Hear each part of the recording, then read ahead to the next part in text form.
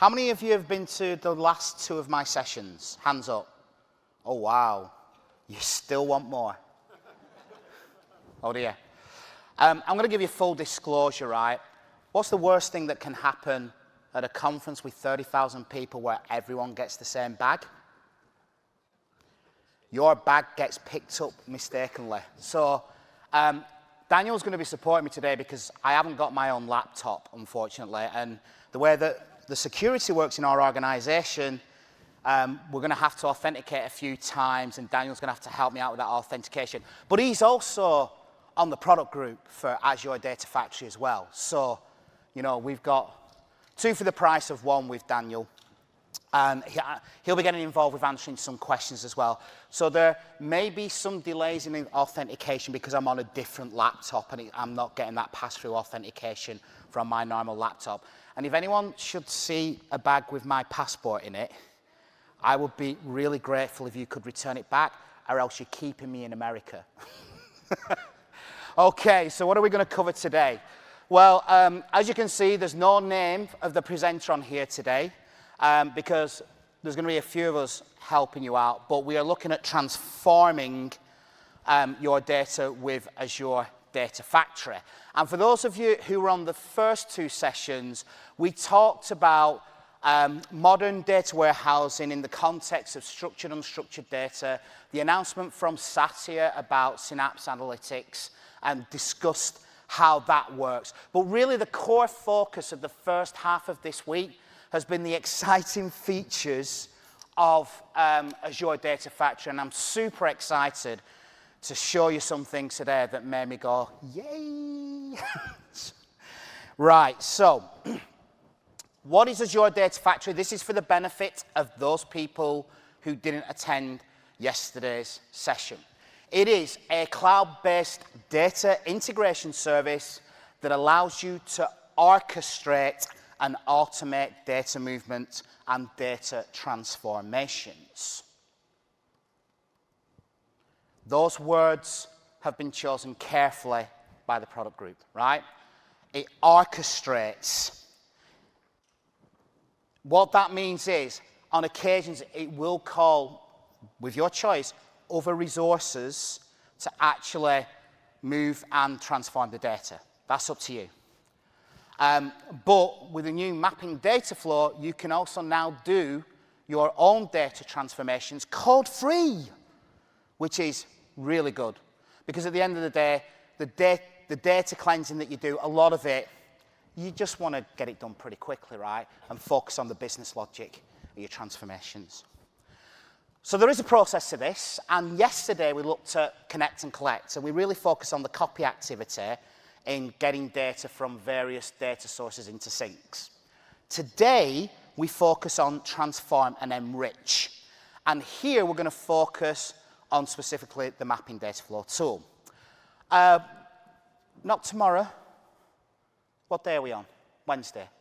Yeah, so Friday is a double hit with publishing, yeah, and then talking about monitoring, where we're actually pushing the results out to Synapse Analytics or Azure SQL Data Warehouse. So what are the components that make up Azure Data Factory? Well, there's a link service.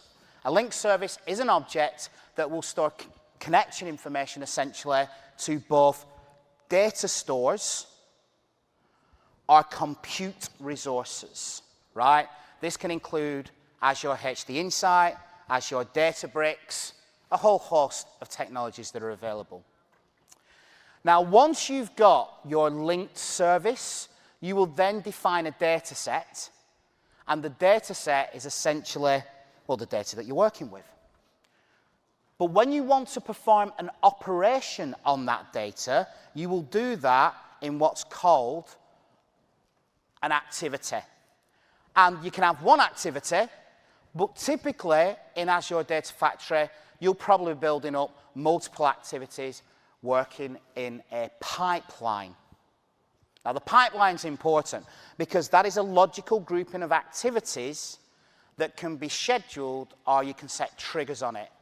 And by setting that, what will happen is the activities within the pipeline will process the data and put it into the data set.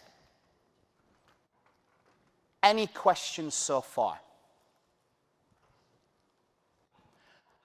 We can parameterize our ADF solutions. Yesterday, we talked in depth about integration runtimes and how they are important when transferring data from on-premises to the cloud, or from cloud to cloud. And then we've got control flow. And with control flow, that allows us to control the flow of data transformations we use. There's a lot of components, but I like this particular graphic that's actually come from Docs. Why? Because it shows the component dependencies of the core main items that you will use in Azure Data Factory. So, in the center is an activity. Well, an activity can run on a link service. And a link service could be SQL Server, it could be Hadoop. An activity also produces data sets, and it can consume data sets. And data sets represents data that is stored in a link service. Finally, the pipeline is a logical grouping of those activities. Does that make sense? Any questions so far? I do encourage you to use the microphone. For those of you who've been on my other sessions, it does turn into a question fest sometimes. I do actively encourage people to use the microphones here if you have a question to ask. We answer it during the session because we like to capture it within the recording for people who will be watching it after the event, which is why we do that. So, transformations, really, really important part of Azure Data Factory. And specifically, we're going to look at this in the context of the mapping data flow. Now, for those of you that have been here, been to the last two sessions, this should look familiar because this has really been the learning path that we've been talking about from day one, right? This architecture. And essentially, yesterday and Monday, we talked about the holistic architecture here, and we focused on data ingestion into Azure Data Lake Store. We acknowledged that you have to manage transactional systems, and Azure Data Factory can be used to do both. Essentially, what we're looking at here, and remember from the sessions yesterday, things are fluid. What may be good today may not be necessarily good tomorrow because of technology changes and so forth. But what we're going to focus on here is using Azure Data Factory to move data either into a data lake store, but actually what we're going to do it in Synapse Analytics. So there's been a change already. Now, there are multiple ways of being able to transform your data, right? So you may have situations where you want to use the capabilities of another technology. So Azure Data Factory has the ability to call a compute resource. Now, this could be, you can run Azure HD Insight on demand, right, Daniel? We can make a call to Azure HD Insight on demand. I like that feature because it means I just call the cluster and use it when I want it with HD Insight. But we can make use calls to SQL Server, we can make calls to Databricks, the whole range of technologies that we can call. The big theme yesterday, of course, was there was a bit of a discussion around, well, you know, we spent 10 years investing in SQL Server integration services, and I don't really want to lose all that development effort and investment. Well, you don't have to. You have the ability with Azure Data Factory to integrate sys packages to make use of the hours of weeks of investments in building up that logic in there and taking full advantage of it here. But what we're going to focus on is mapping data flow. And what I love about this is it's code-free data transformation at scale, right? How many people used ADF v1? Azure Data Factory v1? So you know, it was interesting to configure, right? There was a little bit of work involved. I know you think I'm being polite there, but this for me is a big game changer within Azure Data Factory because it means that, you know, there's a wide range of capabilities that I can do so quickly. And what it does is it calls a Spark cluster under the hood, yeah? And with a click of a button, 5 minutes later, you're good to go. You're good to go. And you can focus on what you want to do, which is delivering the right information to the right people, getting the right transformations, getting the right business logic, and not having to provision resources to facilitate that piece of work. Does that make sense? So literally within 5 minutes, you can be up and running with this. So what is the benefits? Well, you can perform data cleansing, transformations, aggregations, a wide range of things, code-free. You can build resilient data flows. You can focus on your business logic and data transformations. And as I've mentioned, the underlying infrastructure is provisioned automatically with cloud scale via Spark execution. Okay? Click of a button. That's all you have to do. Click of a button.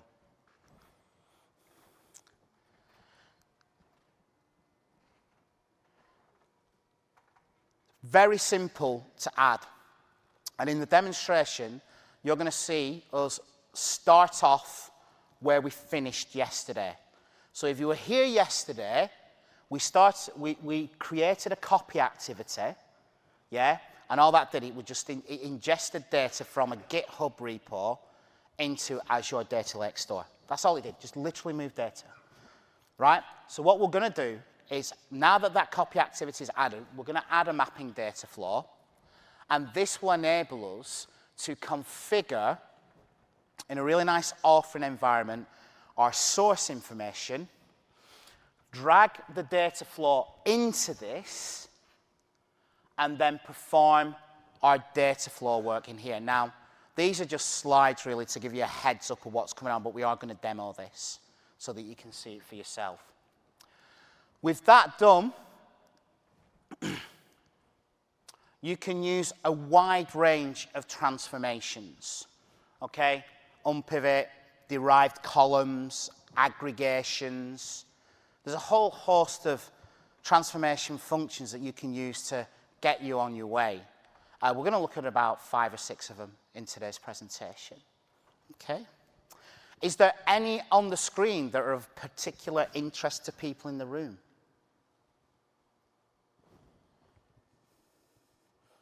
Say it again. Lookups. Okay, cool. Alter row. Okay. So just prime us up for any questions around there. So, you know, there's the list, right? Unpivot, union, join, window, lookup, derived column, alter row, new branch, sync, aggregate, pivot, filter, conditional split, sort, exists, surrogate key, select, source.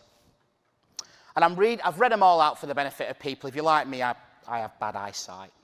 So hopefully that covers it all. And you simply add these in by clicking on the plus icon at the bottom right of the last object that you did. Okay. Now, as with Azure Data Factory, once you've got all this in place, you then have the ability to trigger the activities and also monitor it as well. So you can get a look at how pipelines are running, drill down to individual activities within the pipeline so you get a sense of how long things are taking, if there's any issues, just read the error messages, right? It is pretty self-explanatory with a lot of the error codes that come back if you need to fix something.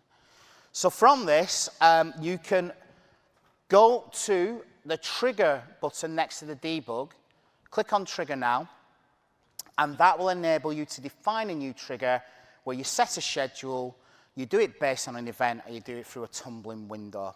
Choose your start date, any recurrence, you're good to go.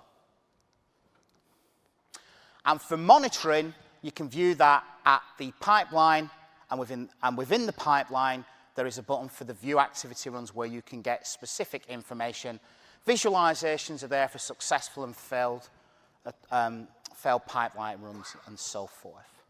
I'm just going to give someone a minute to take the photograph there. Okay. Is there any questions at this point? No? Shall we do the demo then? We'll come back to the summary after. So I believe we are, it would help if I could read.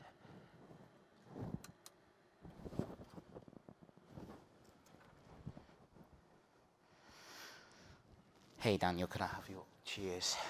I did warn you this would happen. It's there, I couldn't read it though.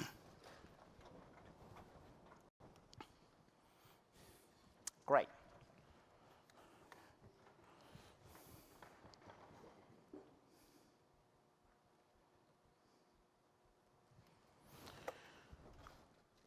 When you're using the mapping data flow, the very first thing that you want to do is you want to switch on data flow debug, right? This is going to turn on the Spark environment in the background. Now, effectively, you don't have to do anything. You click the button, in the background, a Spark cluster is being provisioned so that it will enable you to put the relevant transform on and execute them as part of your development environment, right? And don't worry, if you walk away and have a coffee, the Spark cluster doesn't run, it does shut down. Yeah, so it's not going to keep running on there. Now, this will take a few minutes to do. But while we're waiting for that to happen, what we're going to do is add in a data flow, right? And as you can see here, we just click and drag that across. And then from here, we can either use an existing data flow, but in our case, we are going to basically create a mapping data flow.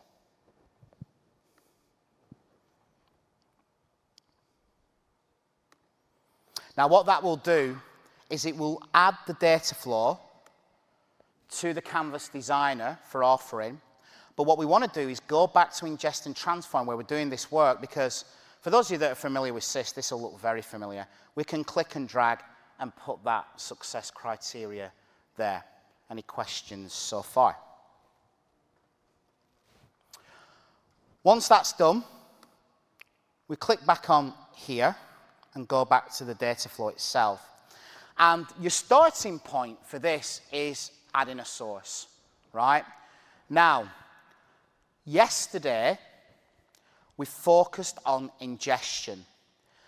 And we basically moved data about movies from a GitHub repository and placed it in as a delimited file within Azure Data Lake Store. It was in a file system or a container called landing zone, and I believe we put it in output, if I'm not wrong.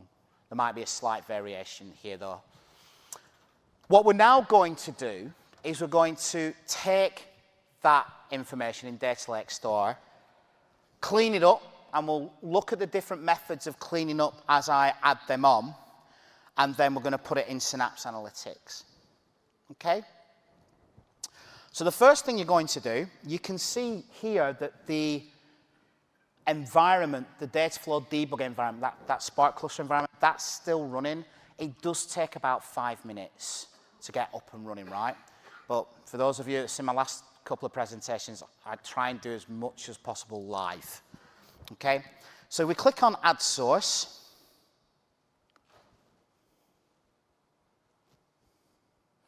We'll get these tooltips popping up. But what we're going to do is we're going to do a new Azure Data Lake Gen 2 store.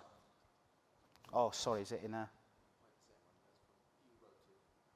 Oh, let's check where that is.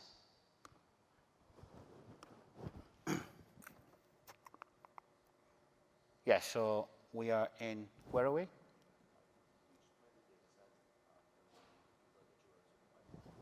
Okay. Oh, it's already loaded. Excuse me 1 minute. Sorry, I can't hear. So.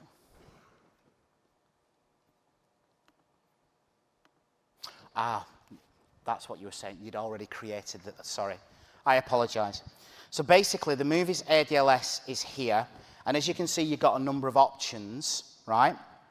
And what we're going to do now is once we've defined that source, we can start adding the transformations. But I don't really want to start adding them in until the cluster environment is up and running. So I'm just waiting for that to come up and running. So is there any questions while we wait the next couple of minutes for that to come up?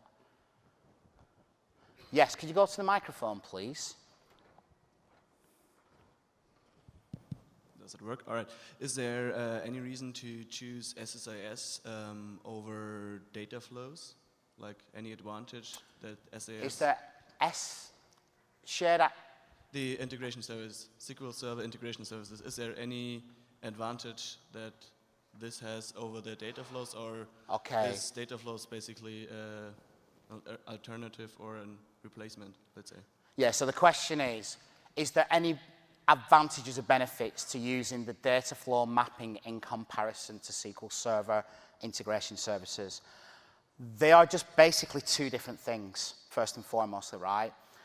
Number one, you know, the SQL Server integration services, you probably have already dealing with a lot of on-premises data movements, right?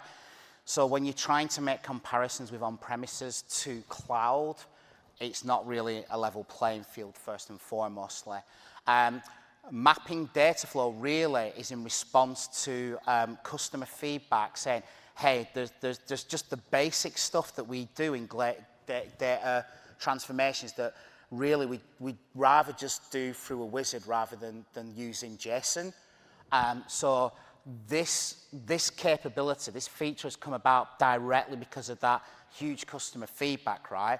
So a lot of the stuff that you saw within SQL Server integration services, that the common transforms, they've basically been mixed within Azure Data Factory. But the way that it works here is that it's basically connecting up and running those transforms against a Spark cluster. So you get the benefits of parallelism there and the performance level there. So the short answer, I gave you a very long answer there, but the short answer is, I don't think you can do that direct performance comparison because they serve different platforms. One's on-prem and one's cloud. Does that answer your question? Thank you. So as you can see now, the data flow debug has heated up and the actual Spark cluster is ready.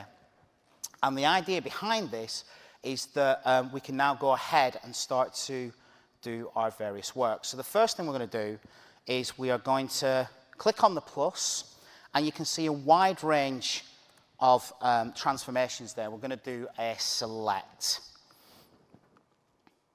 And within the select, what you'll get here is different properties popping up for the different areas. So for example, you've got a number of different options here. You can start to see the data. So we've got movies, titles, genres, year, ratings, rotten. So there's a simple transformation there already, right?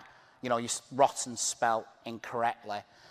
So, you know, simple change there with the select. We can modify, we can remove columns if you so wish. So it's not designed to be anything complex other than to effectively use the select capability against your given columns. Okay? With that done, one of the other things you might want to do is probably start to filter the kinds of data that you want to deal with. So we can do this with a filter transform. And within the filter, you can see that you've got access to an expression builder, a visual expression builder. So you can use expressions to build up your transformations within this. So for example, what we're going to do is we're going to filter everything, films after 1950 or something like that. So bearing in mind that it's...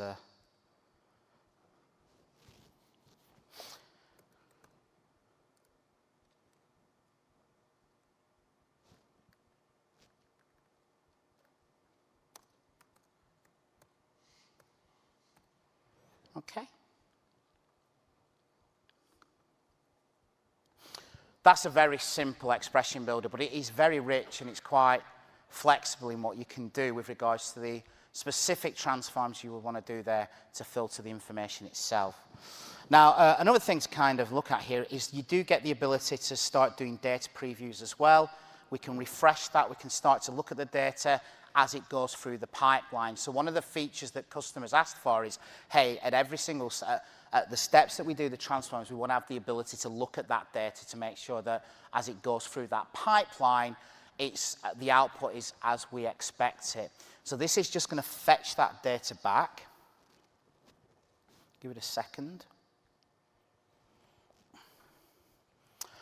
So let's take a look at the data then. So with regards to the data, you've got movie, you've got title. The genres are interesting. They seem to be pipe delimited. So adventure, pipe, comedy, years, and then of course you've got the correction with the rotten tomato. So maybe you want to clean up some of that a little bit.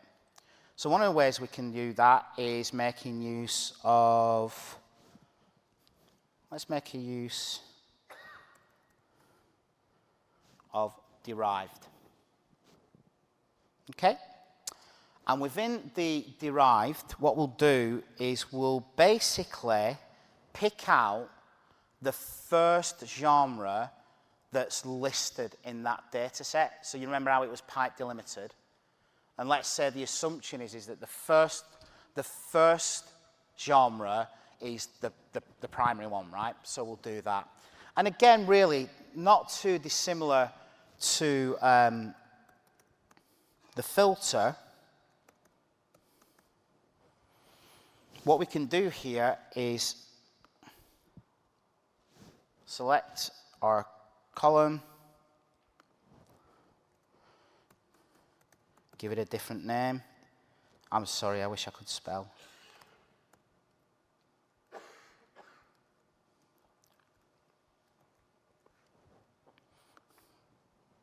And then we can go back into the expression builder. And using an interactive if statement, and then embedding that within a locate, what we can then do is locate the pipes. I'm dealing with an American keyboard, and the pipe's in a different place. Yeah, can you show me where the pipe is?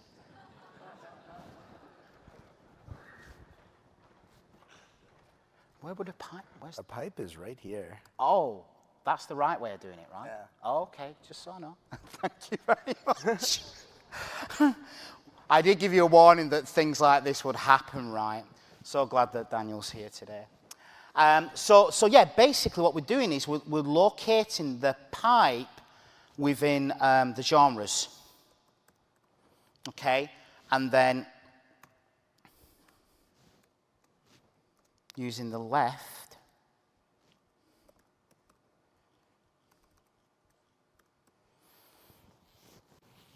yeah, then we're doing the left to look.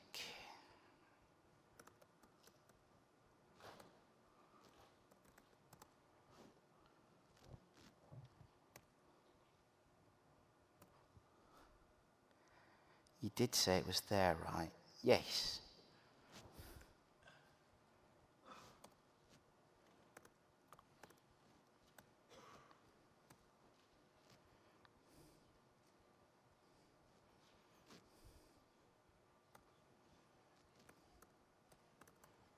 Okay. What am I missing there? Right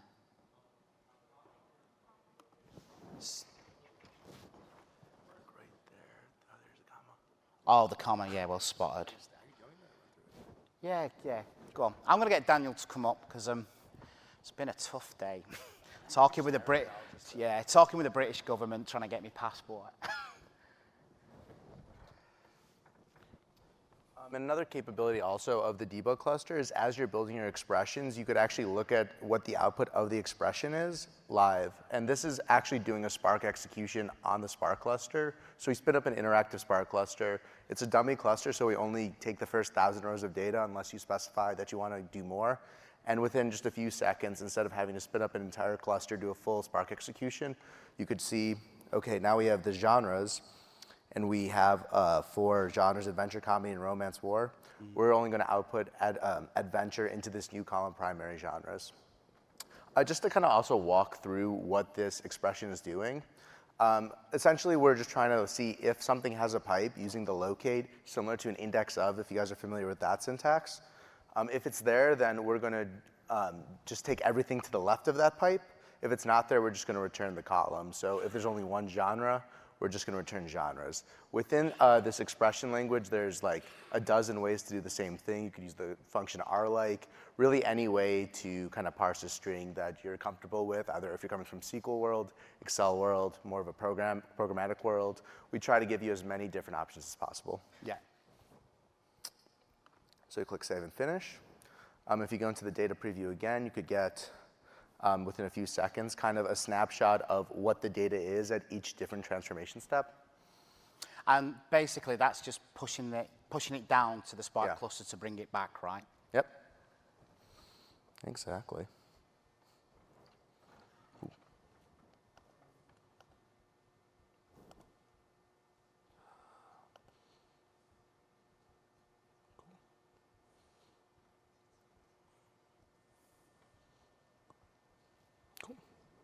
Continue? Or? You can join me if you want. Sure. So, now we've been able to clean that up, right, Daniel, to get that first genre done. Let's think about some ranking, right? Because now we've got, if you look at that data, we can kind of see. So how can we rank this? So within mapping data flow, the way to rank data, so say you have a bunch of different comedies and you want to kind of get a column that says, okay, this is the best comedy, this is the second best comedy, the third best comedy. Yeah. This transformation is actually called the window transformation in Data Factory. Okay. Yep. Within the window, you could specify a group by column to kind of window over. You could have a sorting to figure out how you're going to rank it, what the actual range is, and then what the actual output of the aggregation is going to be. Okay, cool. Yeah, so I think in this... So it was the primary column, yeah. So I defined it as the primary genre, if I remember rightly. Yes. Yeah. We're going to actually look at, for each genre in each year, what's the highest rated movie according to the Rotten Tomatoes rating. That makes sense. So we're going to have years in then, right? That's true. Right. This is peer programming, folks. We're talking through the problem. This is how we support each other. Yep. And the thing we want to rank it is we're actually interested, like the highest rated thing will be the thing with the highest Rotten Tomatoes rating. Okay. So to get that, you essentially select the column you want to sort by, and you figure out whether or not you want to do ascending or descending. We're going descending because we want the top value to be number 1. We're going to do nulls first, although there's no nulls in the data set we're working with, so it really shouldn't be a huge deal. Range, I believe you want to just do unbounded. Yeah, just unbounded. And then within the window transformation, there's specific ranking functions that are only available when you're doing this sort of windowing and looking at values compared to other values in the window itself. Okay. Yep. So let's call it, say, ratings rank. Yeah. And let's enter an expression. We're just going to do a simple rank function. And if you are curious, if you hover over any of the expressions, it'll give you an example of what that expression outputs. So let's save and finish. Do a data preview, see if that's going to load. It's fetching data. So what's the top part with the number of rows there? Yeah, so here it'll return, based on your data preview, kind of what insert, update, delete, and upsert conditions you're kind of looking at. And this sort of display varies based on the number, based on the data you're looking at, the transformation you're doing. So because we haven't specified any sort of like update or insert conditions, everything is assumed to be inserted. But we might get to that later if we have some time. So here, as you can see, we have all of our movies. We have the title, the genre. So we didn't delete the existing genres column. We just added a new column, primary genre. And then given the year and the type of movie, we actually have the rank per genre. Yeah. So there's only one children's movie according to this database or the subset of data that came out in 1985. Therefore, it's the best movie within that ranking. You ready for some aggregation? Yes, so let's bring it all together. Sounds good. So our real goal is to kind of get an aggregated data set. So say you have, millions and maybe even billions of rows of data coming in. You really are only interested in it being aggregated together to actually get some sort of output that you could easily just point your Power BI or maybe whatever visualization resource you're using at that database. Yeah. So we're going to do that via aggregation. Okay. Yeah. If you guys are coming from the SQL world, this is similar to the group by expression. So similar to the actual ranking we're doing, we're going to try to aggregate over the primary genre and the year. And whoa. So this is going to be primary genre. Right. And then year itself. Yeah, to map up the windowing, right? Yep. Yeah. So window 1 is the incoming transformation, and Yeah. these are the columns that we're referring to within that transformation itself. Makes sense. Whereas window just adds an additional column, aggregation affects both the number of rows and the schema of the column. It'll group all of the things you do in the group by into one row per group, and then give as many aggregation columns as possible, although you will lose your existing schema because you're only outputting the aggregations that you're doing. So we're going to let's only do 2 aggregations for now. We're interested in both the average rated movie and the highest rated movie. If you guys remember, the window transformation outputted sorted data. So we could just take the first of the group as the highest rated movie. And we're going to use a couple other expressions in the expression builder to calculate the average. So to add an aggregation, we're going to add an aggregate column called average rating. And this for every genre and year. We're going to do the average, which is just the AVG function of the Rotten Tomato column. If you notice these curly braces, those are actually escape characters that allow you to take in any sort of column that comes in and be able to handle it. With your data, you could have odd characters. It could be in a different language. We are able to handle it. If we can't parse it with the one string, we'll add these escape characters and handle it for you. So you just click the column name itself, and it'll pop up. And then the other aggregation we want to do is to add the highest rated movie. So to do that, let's call this highest rated. And then we just take the first title we find. Now, this will, again, we'll have one row per the group. So one column, a column called primary genre, a column called year, and one unique, there'll be unique values for that output. Okay. And then each of those rows will have the average rating of all movies in that year and the highest rated movie as well. You can also look at the inspect tab to really see just more of a metadata view, similar to what you would get in data preview. So you could see the type of values that are outputted, where they're aggregated as, and this is also unique per transformation. So let's click refresh.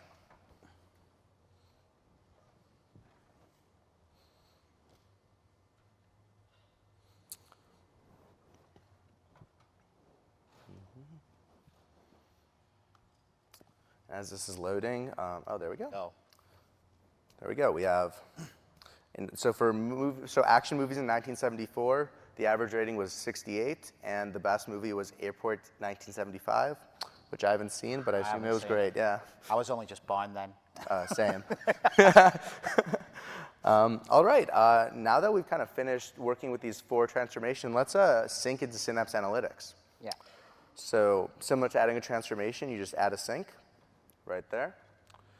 Sorry, if it's the first time you've used Dataflow, you'll get a bunch of tooltips telling you how to use it. We created this new factory just for this demo today. So I believe we don't actually have SQL data warehouse table that exists yet, so let's just go into it. We have a Synapse Analytics connection we specified earlier, which we just connected to via SQL authentication. And instead of picking an existing table, yeah, let's create a new one. Let's create a new one. Let's call it dbo.ignite demo.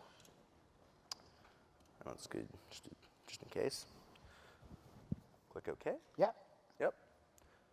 We're going to allow schema drift. So a capability that we didn't cover today is called schema drift, but this allows for flexible handling of any sort of column. So if you have additional columns coming in, columns coming in with different names, you could allow a schema drift, and then there's different pattern matching capabilities, such as matching based on name conditions, based on column types, to really handle whatever sort of data might be coming your way with these mapping data flows. Let's recreate the table. Alrighty. Just because we are creating a new table. I know someone in the room mentioned they were interested in the alter-row transformation. If you had an alter-row transformation before a tabular or relational sync, you could actually specify, okay, if something matches a primary key in the sync, then I just want to update it or delete it instead of just assuming it's going to be an insert. But let's go back to the data flow activity and actually run it. All we have to do is specify the staging link service. And for those of you that will be attending the fourth session, this part's important to the fourth one as well. So keep this in your mind. Keep this configuration in your mind. Let's give it a little run. So the debug capability, too, of pipelines allows you to have a test pipeline on the warm debug cluster itself, instead of if you ran it via trigger or via a new manual trigger from a published pipeline, that would actually spin up a new job cluster that we then kill immediately after your job. So you're only paying for the compute you're using for what's getting spin up. So the copy activity is completed successfully. Brilliant. And we can view this while it's running. Yep. Should take about, I guess, about a minute. A couple of minutes, yeah. Hopefully not even. Hi. Actually, one question. Yes, feel free. Why we are using copy task? Sorry, could we turn the microphone on here? Could you go closer to the microphone? Hello, can you? Yeah, I can hear you. So why we are using copy task like independently? Why can't we use the external sources inside the data flow? So inside the data flow, we can use only like Azure Data Lake or blob storage. So currently, at this point in time, mapping data flow supports 6 or 7, I believe it might be 7 now because we just added Cosmos DB. Yeah. But it's all Azure cloud-based sources. So it's Data Lake, Gen 1, Gen 2, blob storage, SQL Data Warehouse, or now known as Azure Synapse Analytics database. But Azure Data Factory right now with the copy activity supports over 90 connectors, some within Azure, some from on-prem, other third parties such as Oracle, Amazon, Google Cloud. So if you're coming from one of those sources, we follow an ELT pattern where you load all that data into the data lake, and then you point your mapping data flow at that before writing to your final destination. Yeah, That makes sense. In that way, like we are doing twice, right? So one direct copy, and another we are doing data flow. So we can't combine into one. Okay. Let's take that offline. We'll be here we can have that conversation with you after if you're willing to stay. We'll talk through that with you. Okay. So we got a minute left. Where are we? It's acquiring the compute. I'm trying to. It should be running. I don't know what's happening right now. Should work. Do we have any validation issues? That's been validated. Any settings on the package itself? Should work. Does maybe this sample data? Let's double check. Maybe it's because it's creating the table itself. Yeah. Ignite. Do you see Ignite? No. Just double check that. It's sample data staging exists. It might be because I'm staging it wrong. Let me quickly try. Okay, this again. no problem. Yeah, sorry. Might have. Now, just while that's being looked at, we have a GitHub repo for you as well. So you can do this for yourselves. If you want to get a pen and paper, put it in your phone. aka.ms whack movies analytics. And if you go to that repository, you can try these demos that we've done at Ignite the last few days. It's not just this one. You can play for it yourself. Yes, aka.ms whack movies analytics. Okay? Yeah. Should work. I just tried rerunning it, so. Just see you running on it. Yeah, absolutely. Okay, so we're just waiting for this to finish. Is there any other final questions, sir? Yeah, the table that you are creating, what is the format? Is it like a SQL Server table? Let's say I want to add index. How I work on that final table? So you need to come to my session tomorrow and Friday morning, because now we're moving into Synapse Analytics. We've got to think about what are the best data loading practices. Indexes, statistics are one of those key things. And just while we're waiting for that, I want to give Daniel a massive thank you for the support he's given me today. So I'll just give him a round of applause. Thank you. Thank you.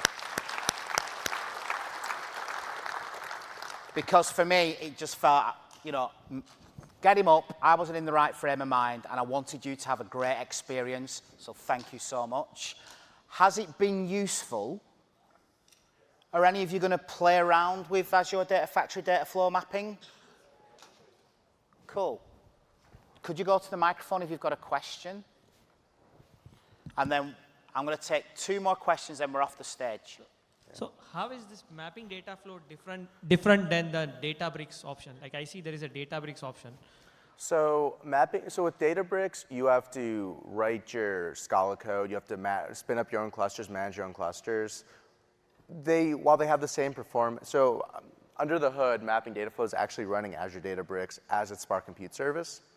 But so if you optimize essentially performance for both, you get the peak performance, you're going to get the same exact performance. It's just a different flavor of building the transformations. Some people prefer more, are very strong Scala developers, and they prefer, building on Databricks. But with mapping data flow itself, all you have to do is drag and click the actual transformations themselves. You just click source, you click join, you just specify your logic instead of having to worry about learning Scala. Having to worry, we spin up the clusters for you. You could specify your compute and upgrade those options, but other than that, we really do everything for you, as much as we can at least, that we can configure. So one last question. So here the source we are operating on was a ADLS file. Yes. If it was a Azure SQL server, so if so, will we still use mapping data flow and then we will write SQLs for it? No, it's using Spark. The mapping data flow is using Spark under the hood. Yeah. Okay. So basically, you put the mapping data flow in, it's transforming it into the relevant language to actually do that work for you. Yeah. Okay. Okay? Yeah. One last question, and then we're off the stage for the benefit of the other speaker. To that exact point, so that Scala that's being generated, can you see it? Can you actually see the code that's generated? No, so the clusters themselves are managed by us, and the way we're generating it is unfortunately a Microsoft IP, so we can't share that publicly, but yeah. Okay. Do you think that's ever going to be available in the future, maybe? Or not? We don't have any plans to share the actual underlying code, similar to if you're working with the data warehouse, you're not going to share the actual .NET code behind it that makes it happen, yeah. Okay. I wanted to ask. Thank you. No worries, yeah. You're welcome. Thank you very much. Enjoy the rest of your night. Appreciate it. And we'll also be sticking around, so if you have any questions, just come up, ask us. We're happy